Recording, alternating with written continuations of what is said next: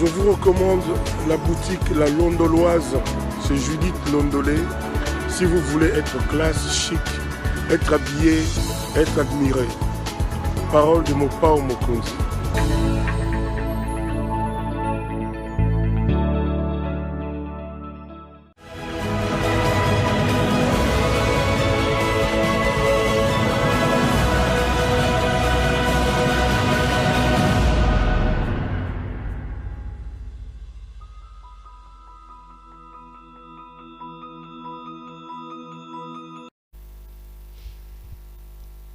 Madame, Messieurs, bonjour et bienvenue à ce nouveau numéro de l'émission d'Écrit Info, ce magazine d'analyse d'actualité politique, sociale, économique et même juridique qu'on a lancé ici chez nous. On trouve des questions importantes qui retiennent l'actualité dans plusieurs domaines. On les met sur la table, nous tentons de les décortiquer en leur donnant un sens ou une forme selon nous. C'est d'ailleurs pour ça que chaque matin, quand on commence cette émission, nous avons l'habitude de dire que les Décrits Info, c'est tout simplement le tempo de l'actu, c'est notre feeling. Ça veut dire notre manière à nous de voir les choses, notre manière à nous de les ressentir et notre manière à nous de les exprimer.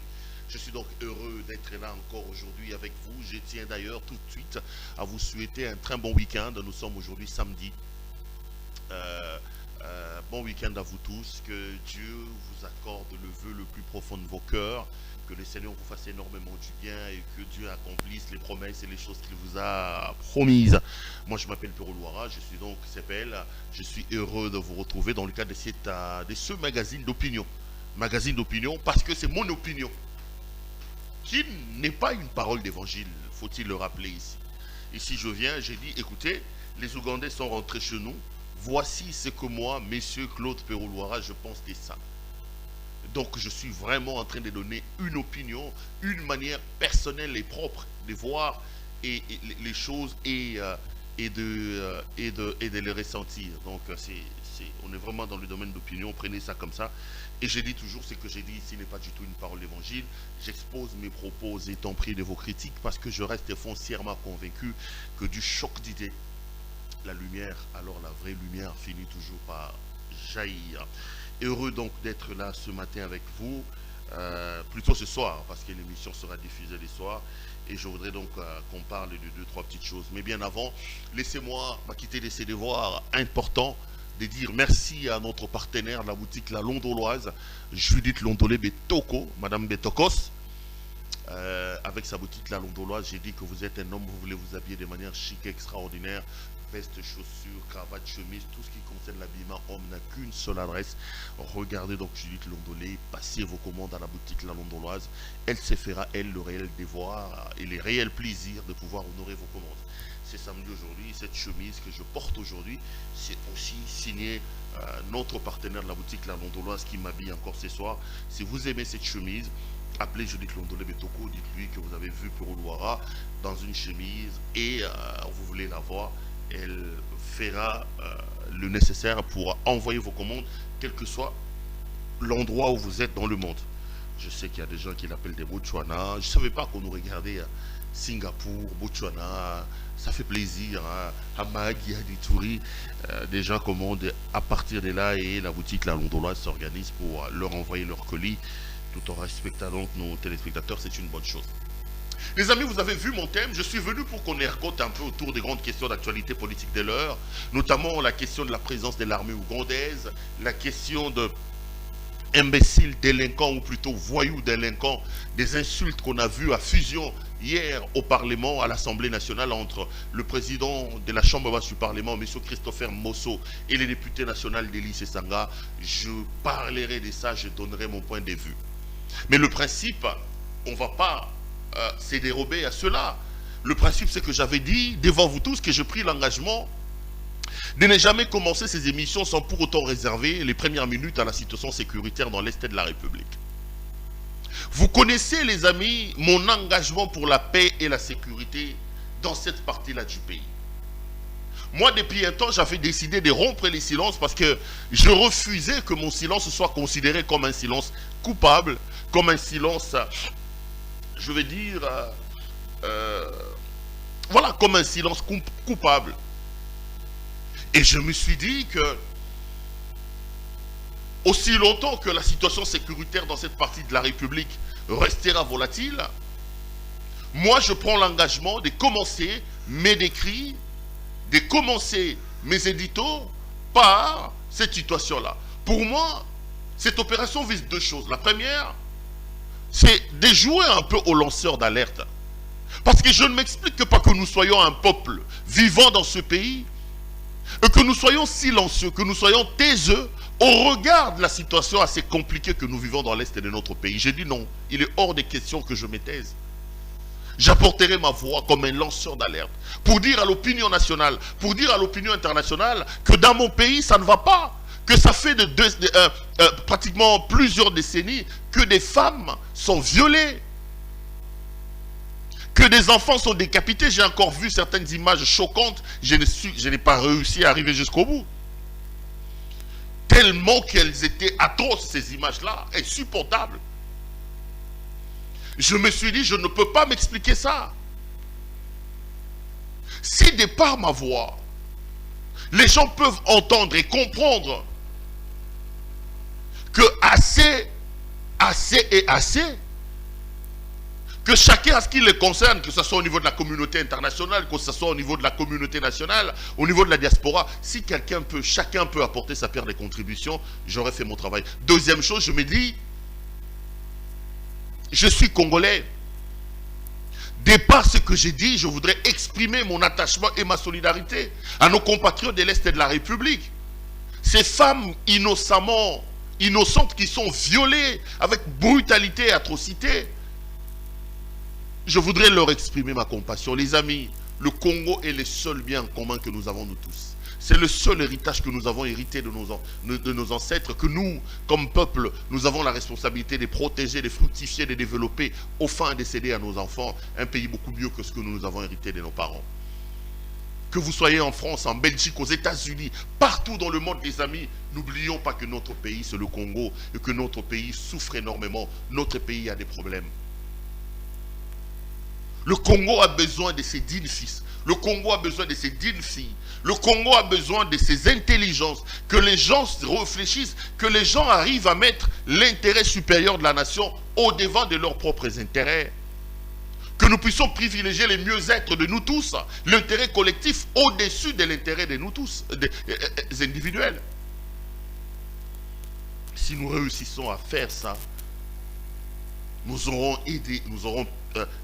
réussi à aider notre pays et à faire que le Congo puisse aller de l'avant. Nos enfants, nos petits-enfants seront fiers de nous et diront que dans ce pays, il y a une génération qui s'est sacrifiée pour nous apporter un mieux-être.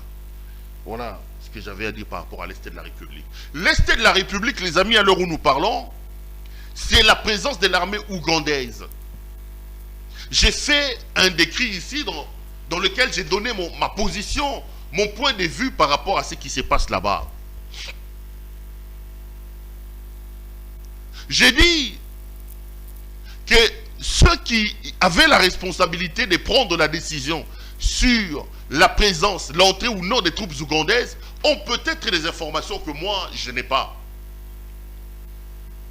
Ils ont peut-être des raisons que moi, je ne connais pas. D'ailleurs, lorsqu'on devient responsable, moi ici, je suis responsable de CPL Télévision, la responsabilité se manifeste par des choix. Et ces choix-là, il faut les calculer, il faut réfléchir autour de ça et il faut les assumer. Ceux qui ont la responsabilité d'autoriser ou non la présence ougandaise chez nous ont estimé qu'ils devaient entrer. Ils ont peut-être des informations que nous n'avons pas. Mais nous, comme peuple, notre soif, c'est de les attendre au tournant. Le tournant, c'est quoi? C'est que la fin doit justifier les moyens. Il faut qu'à la fin, qu'on nous dise, voilà les retombées. Nous n'avons plus besoin de discours comme on est en train de les faire avec l'état des sièges. Une opération que moi j'ai saluée. Mais 6 mois plus tard, on doit se poser des questions sur les véritables retombées de l'état des sièges. Est-ce que c'était une question réfléchie? Est-ce que c'était une question mise en place quand il le fallait? Avons-nous mis en place la batterie de moyens, de logistique pour que l'état des sièges soit une réussite? Comme peuple, nous devons nous poser ces questions-là. La solution au problème commence par un bon diagnostic. On ne peut pas avoir une maladie et qu'on pose un mauvais diagnostic. tout en espérant qu'on guérira de ça. Non. Nous devons nous poser des questions. Et on ne peut pas nous empêcher de se poser ces questions-là. Parce qu'il y en a qui disent, non, c'est des questions militaires. Non, c'est la responsabilité du gouvernement. La responsabilité du gouvernement est de faire des choix. De même que nous ne pouvons pas empêcher le gouvernement, dans le cadre de ses limites constitutionnelles et légales, de prendre des décisions, de même que le gouvernement ou ses affidés ne peuvent pas nous empêcher, nous, de réfléchir à haute voix, d'exprimer notre opinion. C'est aussi ça la démocratie. Vous avez la liberté, telle que la loi vous l'accorde, telle que la Constitution vous l'accorde, de prendre des décisions. Prenez les décisions, assumez les décisions et les choix que vous faites. Mais nous aussi, laissez-nous la latitude, telle que la loi nous le reconnaît, de pouvoir exprimer soit notre soutien, soit notre mécontentement. C'est ça la beauté de la démocratie, justement. Donc, ils ont pris des décisions, ils ont levé l'option de laisser passer l'Ouganda chez nous. Ils ont peut-être des informations que nous n'avons pas. On les attend au tournant. Pour moi, les tournants, c'est les retombées. Si l'Ouganda réussit à anéantir la présence des ADF chez nous, le Congo sera les grands gagnants. Mais je ne suis pas naïf, moi. Je voudrais vraiment être confronté, confondu par les résultats de ces opérations. Moi, je prends très mal la présence de l'armée ougandaise sur le sol congolais. D'abord, de par l'histoire, et même la plus récente. L'Ouganda et le Rwanda, je l'ai dit plusieurs fois, dans ce qui nous arrive dans l'Est de la République, ces deux pays-là ne peuvent pas se dédouaner de leurs responsabilités. La plupart des foyers de tensions, des rébellions, des groupes armés qui ont endeuillé l'Est de la République démocratique du Congo, qui ont plongé mon pays dans l'abîme, le Rwanda et l'Ouganda portent de grandes responsabilités. Et ce peuple n'est pas amnésique. Pour la plupart des Congolais, la présence de l'armée ougandaise dans notre pays, sur notre sol, ressemble un peu à une opération des sapeurs-pompiers, mais menée par les pyromanes. Des gens qui viennent enflammer votre pays, mettre le feu dans la cabane. Après, ils viennent se présenter comme les sapeurs-pompiers. Est-ce que du problème peut sortir la solution? Le problème de l'insécurité dans l'Est de la République porte entre autres aussi la signature des Rwanda et de l'Ouganda. N'oublions pas qu'il n'y a pas longtemps ici, ces deux pays se sont battus en plein jour chez nous, à Kisangani. Rappelez-vous de la guerre des 6 jours. Il y a eu des dizaines de morts. Des infrastructures ont été détruites du fait de cette guerre-là. Et d'ailleurs, le Congo est bénéficiaire d'un jugement rendu en sa faveur contre l'Ouganda par la Cour internationale de justice, qui astreint l'Ouganda à nous dédommager avec 10 milliards de dollars américains. Aujourd'hui, personne n'en parle. Et lorsqu'on pose ces questions-là, j'ai vu mon ami Pius Romain-Roland poser la question à M. Patrick Mouyaya, qui a dit la procédure suivra son cours et que la guerre... Mais ces choses-là amènent quand même les Congolais à être dubitatifs sur la présence de l'armée ougandaise ici chez nous. Deuxième élément, est-ce que l'Ouganda a les mêmes intérêts que nous? Attention, la situation des ADF en RDC est une sorte d'épine sur notre paix. Nous avons des objectifs d'anéantir les ADF par rapport à la sécurité chez nous. Est-ce qu'en venant chez nous, l'Ouganda a-t-il les mêmes intérêts, les mêmes objectifs que nous? C'est la question qu'il faut se poser. J'étais avec Mike Moukeba ici qui m'a fait une analyse hier que je partage. Est-ce que nous ne sommes pas en train de revivre à un moment donné l'histoire qu'on a vue avec Kabila et les FDLR? Le Rwanda a utilisé la Libye FDLR pour instrumentaliser les guerres de l'Est de la République. Kabila lui a demandé, viens traquer les FDLR. Mais Kagame n'a pas trouvé les FDLR chez nous, mais la présence de l'armée ougandaise a fait que les FDLR se sont dispersés. Ils ont éloigné la menace à l'intérieur de nos frontières. Parce qu'après, l'Ouganda est arrivé chez nous avec combien d'hommes? L'Ouganda est arrivé chez nous avec quel objectif? Les objectifs principaux, les objectifs généraux, les objectifs spécifiques. Est-ce que l'Ouganda ne vient-il pas rentrer au Congo pour repousser la menace ADF au-delà? Les ADF ont tué 4-5 personnes en Ouganda. C'est d'ailleurs ce qui a justifié que l'Ouganda fasse pression sur nous pour qu'ils rentrent chez nous. Donc, nous devons nous rendre compte et s'assurer que les intérêts et les objectifs pour lesquels l'Ouganda rentre chez nous sont convergents avec les nôtres. L'Ouganda peut rentrer chez nous, non pas pour anéantir forcément les ADF, mais pour le repousser. On peut chasser les ADF vers les parcs, on le repousse par exemple à Nituri. Des Nituri vont prendre d'autres coins stratégiques de la République. L'Ouganda aura réussi sa mission, c'est celle d'éloigner la menace des ADF vers l'intérieur de nos frontières. Est-ce qu'on a réfléchi autour de tout ça? Une autre question, un autre problème, c'est le problème de nos minerais. L'Ouganda va-t-il rentrer chez nous, sortir sans nos minerais? Il y a beaucoup de problèmes qui laissent les Congolais pantois, logiquement d'ailleurs, par rapport à la situation des Ougandais chez nous. Mais bon, il faut accorder à ceux qui dirigent et à ceux qui ont décidé de prendre la responsabilité d'ouvrir nos frontières pour que l'Ouganda rentre chez nous les bénéfices des doutes. J'ai dit et je le répète, peut-être qu'ils ont des informations que nous on n'a pas. On leur accorde le bénéfice des doutes et on va voir ce que ça va donner. Mais d'emblée, vous voulez avoir mon point de vue, je suis dubitatif et la présence de l'armée ougandaise sur le sol de mes ancêtres me met tellement mal à l'aise quand je me rends compte que dans un passé tellement récent, ce pays a été responsable de beaucoup de choses et des dégâts de ce qui s'est passé ici chez nous.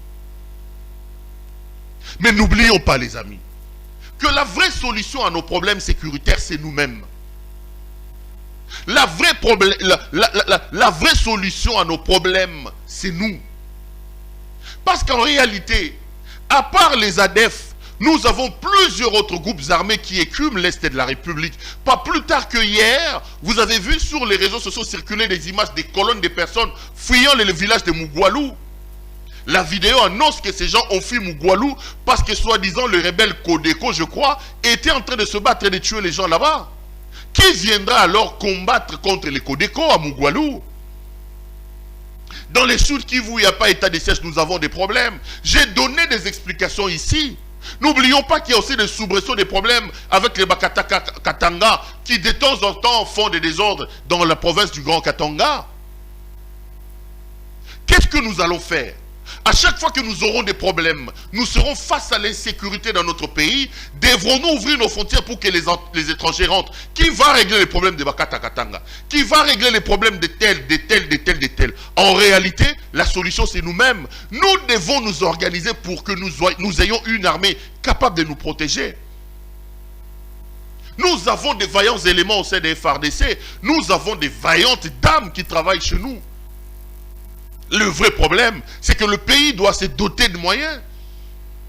Le pays doit se doter d'un plan pour la restructuration, le réarmement, le rééquipement de notre armée. Seuls nos enfants, seuls nous-mêmes, nous serons capables de donner nos vies pour protéger notre pays. Mais si nous pensons qu'aujourd'hui, l'Ouganda est une solution miracle, telle qu'on veut le faire vendre, je pense que nous faisons fausse piste.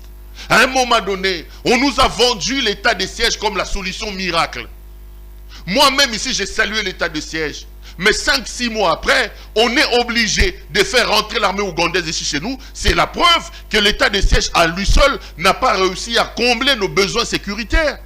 Parce que l'état de siège a été lancé entre autres pour pacifier l'Est de la République et combattre les ADF.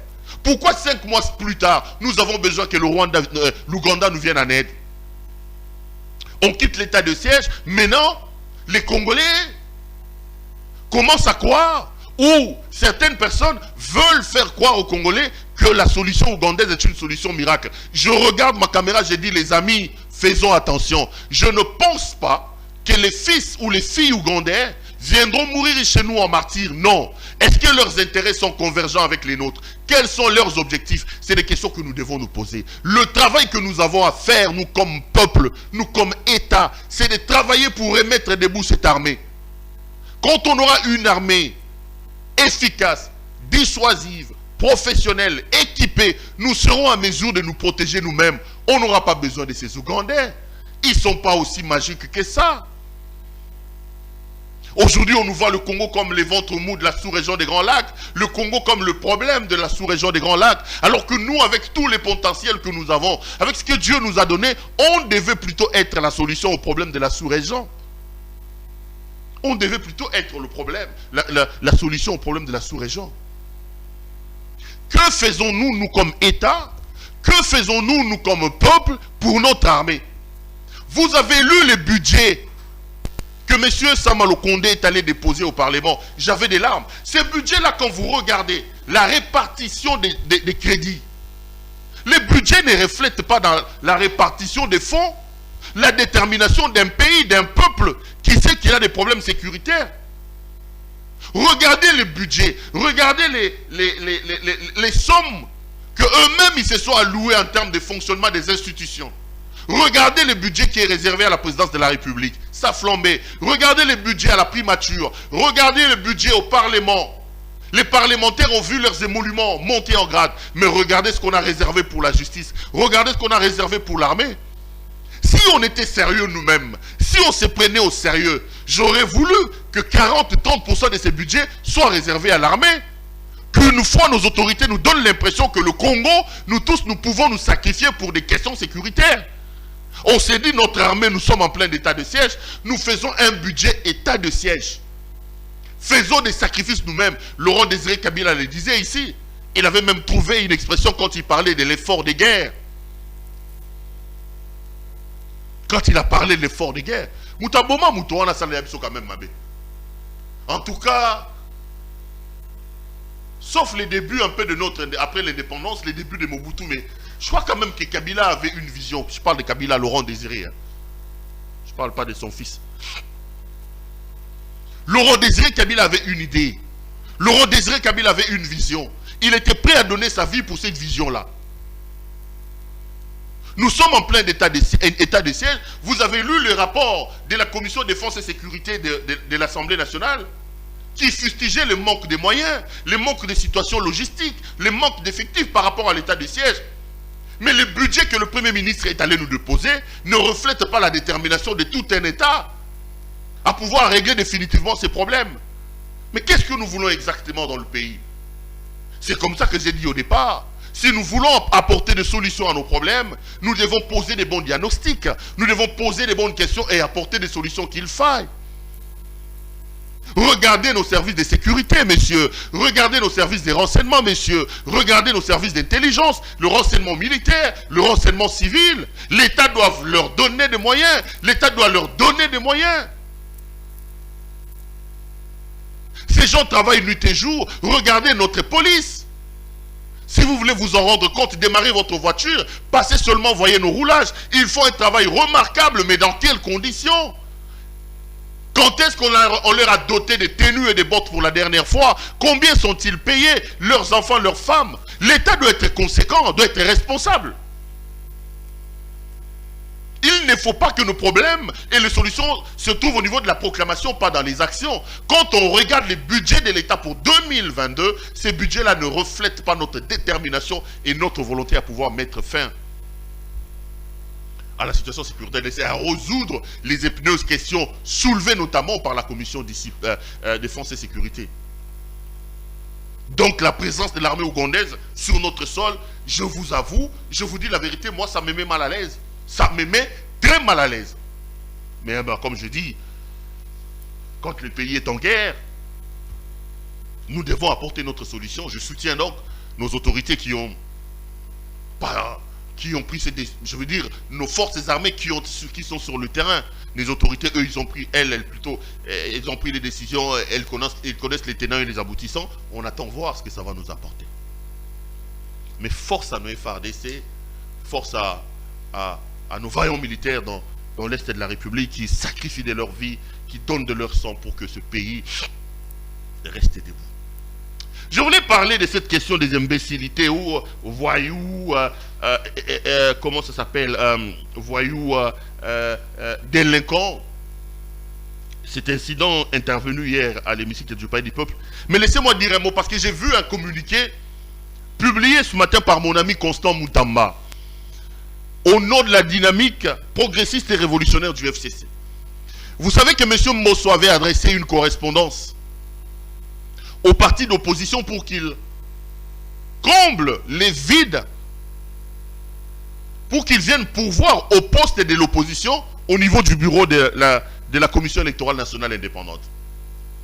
Ils ne l'ont pas encore fait parce que le FCC, qui est aujourd'hui la grande force majoritaire au niveau de l'opposition, avait dit qu'il ne va pas le faire. Et d'ailleurs, le FCC, dans un communiqué publié encore avant-hier, signé par M. Raymond Tshibanda Tunga Moulongo, président de la cellule des crises du FCC a dit qu'il n'était pas preneur par rapport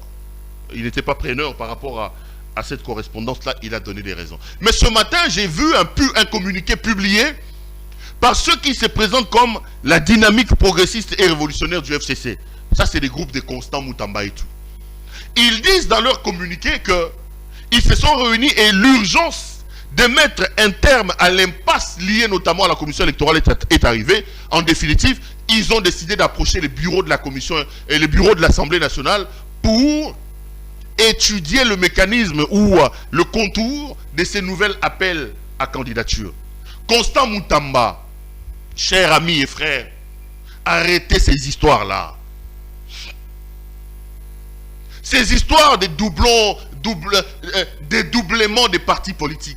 C'était une méthode que Kabila a utilisée pour anéantir les gens, pour faire mal aux gens.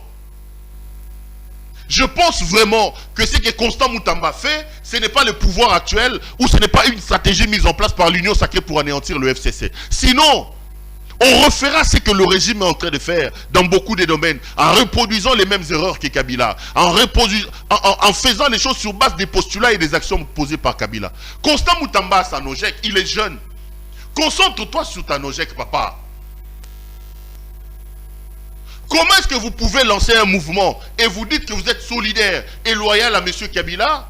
Vous vous opposez au FCC officiel que l'on connaît, dirigé dans la cellule de crise par M. Raymond Tshibanda. Non, le problème ici, quand on suit la démarche menée par ces soi-disant révolutionnaires et progressistes du FCC, on n'a pas besoin de mettre des lunettes pour voir le souci des dédoublements du FCC.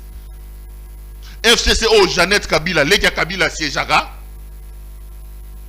Yangote, véritable FCC, oh, il faut que nous kota, ils ont contact dans l'Assemblée nationale, ils ont Constant Moutamba. Non. À un moment donné, nous devons devenir les responsables et les amis. J'appelle donc Constant Moutamba à arrêter ces manœuvres-là des bas étages. Il est encore jeune, il peut se concentrer sur son parti, l'avenir est encore devant lui. Au lieu de de chercher à reproduire les tares et les erreurs produites hier qui ont amené les pays nulle part. Kabila a dédoublé l'AFDC, Kabila a dédoublé l'UDPS, Kabila a débauché, Kabila. Aujourd'hui, à Kingakats où il est-ce qu'il s'est dit être fier? Non. Kabila a beaucoup de choses qu'il regrette aujourd'hui. Et ça ne nous fera absolument pas avancer si ceux qui sont arrivés après Kabila, ceux qui sont au pouvoir aujourd'hui, veulent aller dans le même plate-bande, reproduire exactement ce que Kabila a fait. Les mêmes causes produisant les mêmes... Qu'est-ce que j'ai dit? Les mêmes effets produisant les mêmes causes, on vivra la même chose. Et le Congo n'a pas besoin de ça.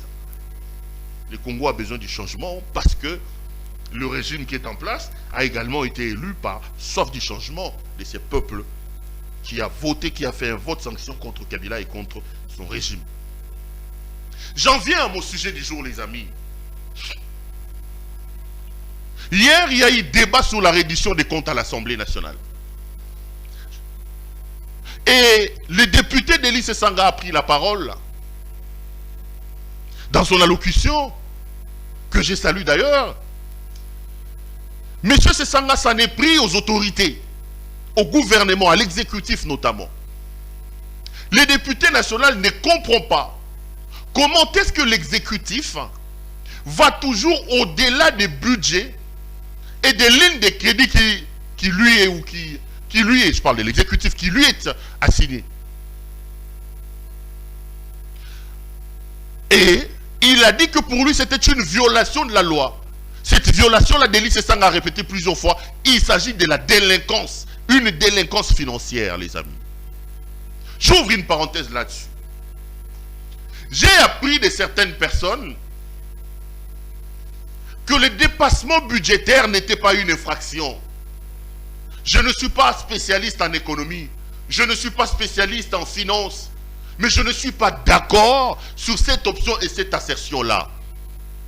Quand on commence à nous faire croire que le dépassement budgétaire n'est pas une infraction, non les amis. Dans un pays sérieux, dans un état de droit, les individus, les institutions, les établissements publics et privés sont soumis à l'autorité de la loi et des principes. Or, le budget de l'État est une loi. On parle de la loi des finances. Une loi, par essence, est faite pour être respectée. On ne peut pas nous dire que le déplacement budgétaire n'est pas une infraction, que le déplacement budgétaire n'est pas... Non. Moi, je suis puriste et je reste convaincu qu'on fait des lois pour le respecter. Et le budget de l'État est une loi. On parle de la loi des finances. Messieurs, le Parlement vote une loi. Cette loi-là est promulguée par le chef de l'État. La loi vous dit, vous, monsieur Claude Perrault-Louara, moi, la loi, je vous accorde 40 $. Monsieur Perrault-Louara vient lui-même parce qu'il a une certaine autorité, parce qu'il a une certaine aura, une certaine influence. Il dit non, vous, loi là, je m'en fous de vous. Au lieu de prendre 40 $, je prends 57 $. Et quelqu'un vient pour me dire non, il n'a pas fait une infraction. Non, non, non. Je ne suis pas spécialiste en économie, mais je refuse cette assertion-là. La loi est faite pour être respectée. Pourquoi nos institutions doivent tout le temps dépasser leur budget? Ils font quoi ces gens-là? Ils sont dans la présidence, ils sont dans la primature, ils sont dans le parlement. D'ailleurs, ils sont logés à un niveau où la plupart des Congolais ne sont pas. Vous avez un député qui touche ce qui combien? Mais prenez un fonctionnaire de l'État, prenez ses policiers et lui. Oh, azobete la mboula na balabala. Tenue de chiquité, pas de bottes, parce que l'État ne lui donne pas. Il est là sous le soleil en train de réguler la route. Il ne sait pas si sa femme et ses enfants ont mangé. Ils sont dans un camp militaire, dans une petite maison comme mon plateau ici, mais va partager en 5 familles. Alali à la mouki, bino budget na bino gaga, bino bozo kendaga likolo. Au lieu bosu katana bosu kite, vous dépassez ça. Et vous venez nous expliquer, nous pauvres peuples, nous populations, que non, je ne suis pas d'accord. Déjà en termes de distribution des richesses, ceux qui sont au pouvoir, ceux qui occupent des fonctions dans les institutions gagnent plus que nous tous. Comparez les émoluments des députés à un fonctionnaire de l'État. Les donations et les affectations qu'on fait à la présidence de la République, à la primature, il n'y a pas commune mesure. Déjà, vous prenez la part du lion du budget national, mais au lieu de vous contenter de la part du lion que vous avez et d'avoir pitié de nous, vous venez encore égrener chez les autres et vous dépassez en budget. Le Congo a un sérieux problème. Le Congo a un sérieux problème. Un problème de leadership, un problème de nos dirigeants, et ils veulent justifier ça. Délice Sanga a appelé ce comportement-là une délinquance financière. Il s'agit pour lui de la délinquance. Et je suis totalement d'accord avec lui. Ici, il n'a pas individualisé les débats. Il n'a pas dit que M. Perrault-Louara, qui est membre du gouvernement, est délinquant. Il n'a pas dit que M. tel ou Mme tel, qui est ministre de tel endroit, est un délinquant. Non. Il a parlé de la délinquance par rapport à ce comportement. Le comportement où les gens ne respectent pas la loi financière. Le dépassement budgétaire. Il a parlé d'une délinquance financière. La délinquance, c'est tout simplement un comportement, une attitude de quelqu'un qui se comporte en marge des principes et des lois. Vous êtes un délinquant, monsieur. Vous ne respectez pas les limites. Vous êtes un délinquant, monsieur, parce que vous ne respectez pas les principes. Et ici, le député national a circonscrit le cadre dans lequel il utilisait le concept de délinquance. Pourquoi ça devait faire mal à Mbosso? Pourquoi ça doit faire mal à Mbosso?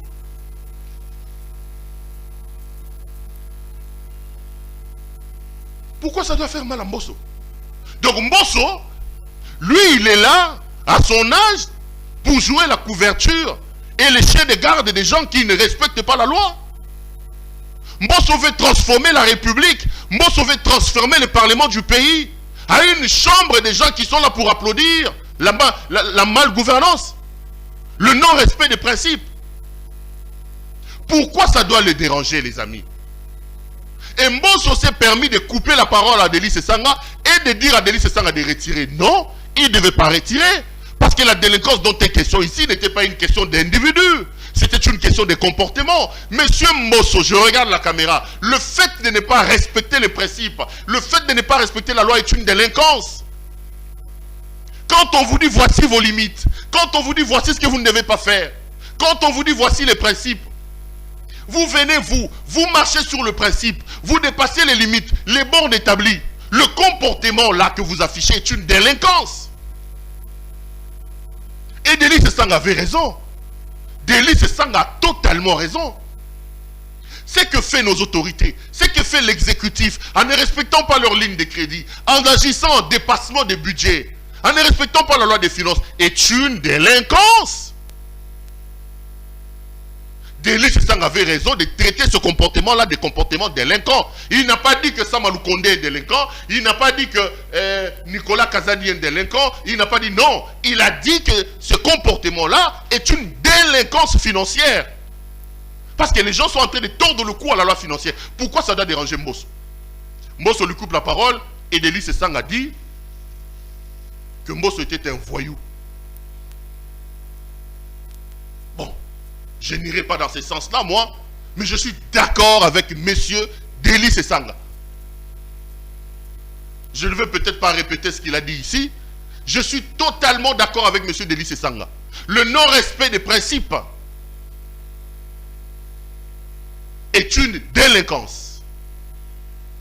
Et la couverture accordée aux responsables des violations de loi est un comportement voyou. Dely Sesanga a raison. Messieurs, les principes sont là. Respectez les principes. Si vous ne respectez pas les principes, vous êtes un délinquant. Et c'est lui qui vient pour protéger. C'est l'homme qui n'a pas respecté les principes. Lui affiche un comportement voyou. Bravo Dely Sesanga, le courage. Mais Mbosso doit avoir un peu honte de lui, les amis. Je ne sais pas aujourd'hui, parce qu'on lui a donné le pouvoir à cet âge-là. Mbosso veut montrer au régime, au président Tshisekedi notamment, que lui c'est un soldat. Mbosso, comme président de l'Assemblée nationale, fait pire que Janine Mabunda. Aujourd'hui, avec Mbosso, l'Assemblée nationale est une assemblée de la honte. Monsieur Mbosso, pendant qu'il fait des bêtises là qu'il est en train de faire, en voulant montrer que lui, il est là comme protecteur des antivaleurs, s'attire dans l'est de notre pays. Le Parlement ougandais s'est réuni pour poser des questions à son gouvernement. Comment vous envoyez les troupes ougandaises chez vous, au Congo? Les Ougandais sont en train de réfléchir dans leur parlement sur ce qu'il faut faire. Ici, M. Mbosso, lui croit qu'il est au comité central comme à l'époque de Mobutu. Les gens doivent venir se courber autour de lui. Parlement de la honte. Vous faites la honte de mon pays, vous là. Vous faites la honte. Le pays a des problèmes. Le pays est en guerre. Il y a une armée étrangère qui est entrée chez nous. Vous n'ergotez pas autour de ça. Vous ne vous posez pas de vraies questions. Ça fait 6 mois qu'on est sous état de siège. On ne connaît pas. Qu'est-ce qu'il faut faire? Le Congo a besoin que ses fils, que ses enfants se mettent ensemble pour soutenir leur armée. Lui, Mbosso veut nous offrir un spectacle désolant comme ça. Et c'est des gens comme Mbosso qui représentent l'union sacrée. C'est une honte, les amis. Je honte de ce parlement-là. Je honte de ce parlement. Quand je me rends compte que dans mon pays, on avait des parlementaires, des Iléo. On avait ici des Tshisekedi, des professeurs Liaou comme parlementaires. Quand ils prenaient la parole, vous sentiez que le pays avait des cadres. À un moment donné, nous avons eu des présidents de l'Assemblée nationale à ce pays. Vital Kamerhe, Olivier Kamita Touetchou, les amis. Dites tout ce que vous voulez. Évariste Bochab. On va quitter chaque jour comme ça. Là, on a le parlement de Christophe Mbosso. Kata micro. Et dire qu'il a presque 80 ans. Quelle honte pour la République. Ça, c'est un parlement de honte. Notre parlement nous fout la honte. C'est comme ça, là, ils sont toujours en quête. Il y a COP, ça passe par où, ça discute par où. Messieurs, nous avons l'état de siège et vous-même à l'Assemblée nationale, vous avez pointé le doigt dans votre commission défense et sécurité que l'état de siège avait des problèmes de structure, que l'état de siège avait des problèmes de moyens, de logistique. Et vous avez une reddition des comptes dans laquelle on vous dit que certaines autorités, notamment l'exécutif, a dépassé, n'a pas respecté ses lignes budgétaires. On dit que ce comportement est un comportement de délinquance. Vous voulez contredire ça. pour montrer à l'opinion, pour montrer à l'union sacrée que je suis là, je protège les gens. L'intérêt de l'union sacrée ou des gens qui ne respectent la loi, pour M. Mbosso passe en honte à ces parlements. J'ai honte à votre place, monsieur. Honte à vous. Le parlement de Daniel Safou.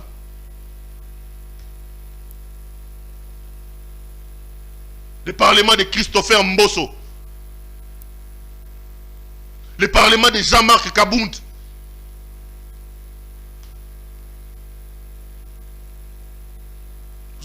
Le parlement de la honte. Moi, je ne regarde plus les plénières là-bas. Le Kondo. On était fiers de regarder le Kondo parler parce que quand le Kondo prenait la parole, Henri Thomas le Kondo, il vous laissait pantois. Depuis que le Kondo est parti, à part les Sessanga, qui d'autre peut encore prendre la parole dans ces parlements-là?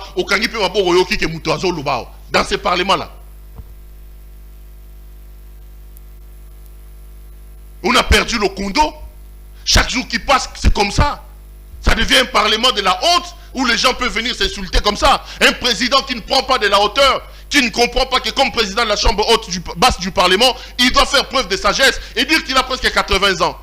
Il veut se comporter comme un militaire, comme un soldat, un chien de garde de l'Union sacrée à la tête du Parlement. C'est une honte pour mon pays. Et pendant qu'ils font ça, ça tire dans l'Est de la République. Pendant qu'ils font ça, l'armée étrangère est chez nous dans le pays. L'Ouganda est chez nous. Les Ougandais sont en train de discuter dans leur parlement de ce qui se passe ici chez nous. Ici chez nous, Mbosso lui fait des bêtises. Il insulte les gens délinquants, à son âge en plus. Quelle honte pour mon pays vous faites. Il n'y a rien, il n'y a plus rien dans ce parlement-là, les amis. Il n'y a plus rien. Il n'y a plus rien là-bas. Ils sont dans les spectacles maintenant, ils sont dans les spectacles. Le fond, il n'y a plus rien. Mbosso, depuis qu'il est président, qu'il nous dise combien de lois ont-ils déjà été votées là-bas à son époque. Il peut nous faire les bilans législatifs. Le Kondo est parti,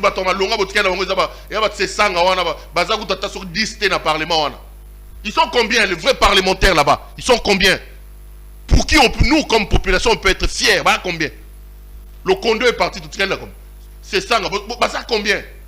Oh, tu sens que moi, avant Mata, il a une bibliothèque chez lui à la maison. C'est ça le rôle d'un parlementaire. Il a une bibliothèque chez lui à la maison, il se ressource, il propose de lois, il a une équipe. Et devant ces rares cas exceptionnels comme les délits Sessanga que nous avons chez nous, Mbosso veut cracher là-bas pour montrer à l'Union sacrée que lui, il peut protéger les gens. Honte à vous, messieurs, là-bas, avec votre parlement. Le parlement de la honte. Ça tire dans l'Est de mon pays. L'armée étrangère est chez moi. L'Ouganda est entré chez nous. Les Ougandais sont en train de réfléchir dans leur parlement sur ce qui se passe. Ici, chez moi, il y a un papy de 80 ans qui arrache les micros brutalement aux gens parce qu'on dit la vérité. Pensant qu'il est au comité central du MPR.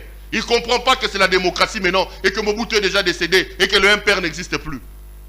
Honte à ce parlement-là, les amis. Honte à eux. Je ne regarde plus leur plénière. Il n'y a plus rien d'intéressant, rien d'instructif ne sort plus de cette histoire-là. Allez, on va terminer l'émission en colère d'ailleurs.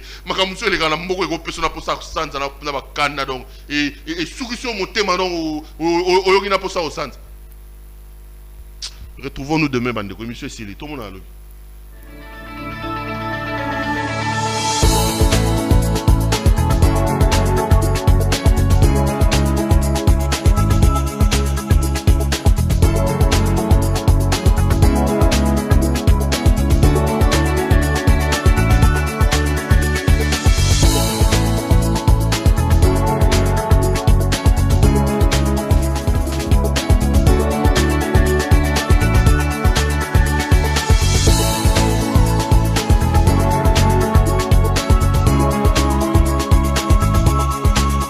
Je vous recommande la boutique La Londoloise, c'est Judith Londolé. Si vous voulez être classe, chic, être habillé, être admiré. Parole de mon Pao Mokonzi.